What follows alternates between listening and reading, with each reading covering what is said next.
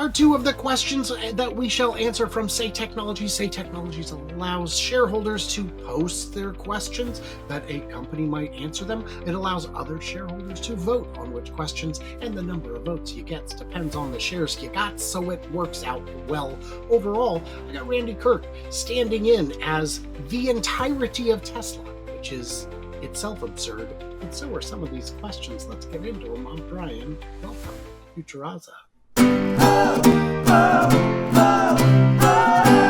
We have some fun here, Randy. We try. Yeah. It is Wednesday morning. Later today, Wednesday, I will be hosting a live stream covering the earnings call. It'll start before the earnings come out. It'll run until after the earnings call concludes. I will have special guest Jordan Giesecke, James Stevenson. Randy will be there for a little bit, and others. It's going to be a lot of fun. Join us, won't you? The other channels are too stuffy and uptight. We have some fun. Undeniable. Hey, Randy, how long until we see Tesla self-driving semi-trucks? And could you see this replacing trains? Let's start with the first half of the question. Sure. Let's go with the first half of the question first. I've been wondering exactly the same thing for a very long time. And in fact, Brian has a new book coming out. Oh, yeah. Brian and I and others have a new book coming out. It's probably out right now and available on Amazon about AI and about a lot of this stuff. And part of the thing we talk about is this idea of platooning semi-trucks instead of having them completely autonomous, where the lead truck would still have a human driver, and then 2 or 3 trucks behind would be platooning. I sadly think that's a horrible idea, personally, and even though it's in the book twice. I think it should be autonomous from day one, and you've got autonomous truck companies in Texas. Now, I think 2 of them that are running autonomous trucks, but they're very specific roads. They can only go in certain places. But I think I'm trying to figure out why this is going to be super, super difficult, other than things like backing in and whatnot. I get those will be hard. So I'm going to say we'll have autonomous trucks by September of next year. And there you go. That's my answer. Okay. I don't hate the answer. The reality is, if other companies with a fraction of the funding and no foundational technology are already doing it successfully in Texas, which they are, there's a number of Aurora Technologies, has a fleet out there that's in testing. Tesla will do that as well. There are different dynamics to it. It's not just camera placement, it's understanding the length of your trailer, the weight of your trailer, the crosswinds on your trailer. That's why truckers have to go to school to get a commercial driver's license. It makes sense. It's more complicated. Tesla will, of course, join it. I hadn't thought about the shortcomings of platooning. I think you're right. And that also limits it to, it makes a whole new logistical challenge. Are we going to wait until we got 5 trucks ready to go so we can optimize a driver? This is taking more time. So I like what you're saying there. And then the second part was, will this replace trains? Oh, there's a real possibility. It won't replace them, but there's a real possibility it'll compete with them. Mm-hmm. And in particular, if this is like years and 100 years in the future, but if we start creating tunnels along some of these major highways where the trucks can go and be completely able to go like 150 miles an hour, that would really hurt the train business. But no, I think trains will be around for a long time, and probably there will be improvements and ways that trains become more efficient once they see the competition. I'm with you 100%. Trains are extremely efficient on a energy per ton per mile basis. And there's nothing wrong with trains. The rails are already there. If we had to build them from scratch today, it'd be a different matter, but we don't. They're there. We can use them. I did want to mention that in just a couple of weeks, did you know, Randy, I'm going to be in Tampa for the Cyberfest and Furious. It's back, bigger, faster, and wilder at the Showtime Speedway in Clearwater, Florida. Going to be drag racing, all-out sudden elimination track battles at 8 p.m., Cybertruck drag racing, Cyber drift track sudden eliminate. I mean, there's so much cool stuff. Nice. And I will be there. So that is exciting and wonderful. And if If you haven't had a chance to meet me in person, how do you know I'm real? Come to Clearwater and find out for sure for yourself. Uh, we've got more questions to answer here, of course, so let's do that. Uh, it's 2030. You've achieved all the tranches. Where and what do you see Tesla being at this point? Share your vision. Are you Mhm.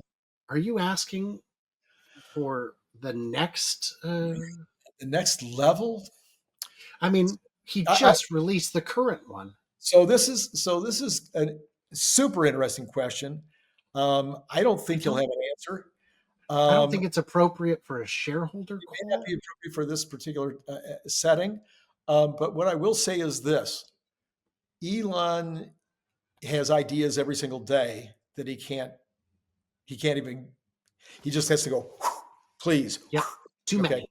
too many. Can't do that one. Can't do it. All right. This is just how it works. I know because I'm a little tiny version of Elon, and I have ideas every day that I have to say no. I can't start many more new businesses at my ripe old age. You're not So going to start a candy company. I'm not going to start a candy company at this age. And literally, yeah, I think I've done 7 books in 7 years in my 70s. You know, so that's the kind of way that Elon thinks too. It's like, okay, what am I going to do next? So there will undoubtedly be another thing. There will undoubtedly be 2 or 3 things, and it might be an what do you call it? Electric vertical takeoff airplane type thing. He says he's already got the plans for it, and now there's a number of folks out there that are doing this successfully. So it might be mini small nuclear reactors. I mean, who knows what he might decide to do 5 years from now? But his I think the focus is going to be on getting Robotaxi and Optimus out there working and maximized. And I think he's probably trying to go like this, like no, no, no, until he can get that done. That's fun. I think this is a great question for a podcast, not for an earnings call. I think it would. I think an answer under 15 minutes would be inadequate to even get a glimpse of what he's thinking. Yeah, it's time to go back So, on Friedman, definitely. yeah, yeah. Or I think he should go on the Randy Kirk Comedy Hour. That's right. Pretty sure that's the name of the channel. Guys, you can check out Randy Kirk. He's got a whole channel. I'm over there sometimes. How this is I like this one. How's Q4 order flow trending after the credit expiration? And how many of those Q3 eligible vehicles will be delivered in Q4? And I mean, come on, can we get the YL or not? Yeah. Uh, Well, the that White part House, we can skip. We've already got an answer on that. That is fresh. Next year, yeah, next year probably. next year probably. Okay, But so but how is the overflow trending? What I've been saying is if they had reinstated the credit on the 30th of September and said, look, we're going to do it one more month, that October would still be weak because so many sales pulled forward into September. So yeah, how are those overflows going? so I'm going to say that the order flow for the United States is doing fine. That they're they did jam out a lot of cars at the last minute, but they also had lots of orders at the last minute, and so they've continued along just fine. There's been no evidence, I don't think, from Tegmeyer or others that there's been any slowdown in production. And in fact, I think if anything, they're probably doing as much production as they can. With maybe they I don't know. I don't think Joe said anything about adding any shifts or anything in Texas. But I bet you that they are still trying their best to produce at a high level. Does that mean they can get as many cars out of Texas and Fremont as they did in Q3? It's probably going to be tough, but maybe with the new standards, they might come close. Um, China, the numbers are going to be great. They're going to be huge. And then This question doesn't really apply to that because I think this is about US sales in terms of the, yeah, yeah. And I would say that Tesla doesn't need to slow down. Even if the orders slow down, they don't need to because they've got all that inventory to restock. right, right, There is a healthy level of inventory. It is my conclusion that Tesla is below it at the end of Q3, right, and they right. would like to have models on the lot so that if you're in an accident or your engine seizes, you can just go get a car today. Here's a question for you, Randy. What is going on with Tesla insurance? Yeah, and I think he might be willing to answer this one. Hmm. Um, so this is probably more complicated than landing a booster from a Yes, skyscraper-sized building. I mean, a rocket rather booster on with Megazilla. Because what you're talking about is lawyers. What you're talking about is 50 different states attorneys general, and different I mean ways it's of business, insurance commissioners. I mean, and it's all they've been doing it the same way forever, and Tesla wants to do it a completely different way. And so, yeah, it's really, really hard. I will say that Lemonade has gotten in touch with us over here at Tesla, and Lemonade would like to help us try to get into more states. and I hope that question does get answered, and I hope that the answer is what we just said, that it's not us. Yeah. Okay. Believe me, we're trying. It's I know in many states, including Washington, the paperwork has been in for years. Don't know what the answer is. Well, in California, Th- another great example is California, where we have the insurance, but they still have to use the same old criteria. oh, right. The number of children that you had in 1997 or something, things that have nothing to do with the actual. Yeah. Anyway. Yeah, there's privacy laws in the state that make um, the kind of uh, telematics that are available inaccessible. So I get it, but hey, it sucks. What are you gonna do? Um, guys, do subscribe, all that stuff, please, pretty please. The subscribe really helps.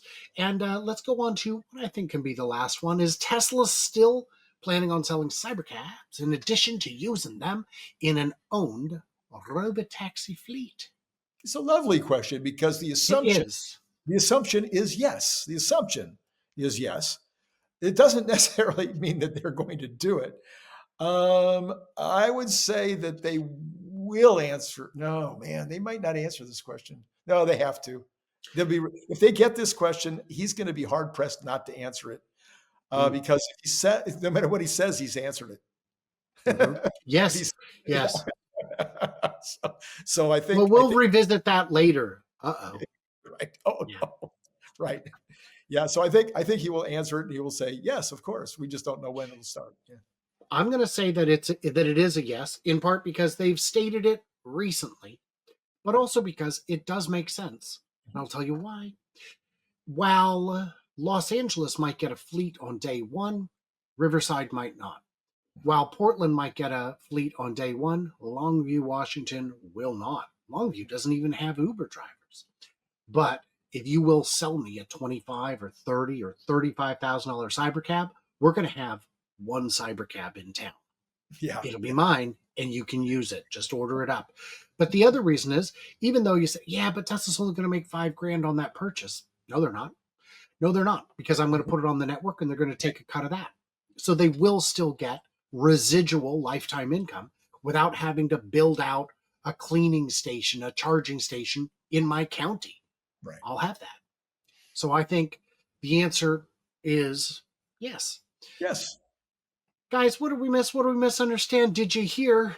I'm a published author once again. I've been published before, but this time it's exciting. I got a book out. The link is probably in the description, so check that out. Everybody else, stay tuned, stay juicy, and I cannot wait to hear from you, clever robots, with your own brilliant questions.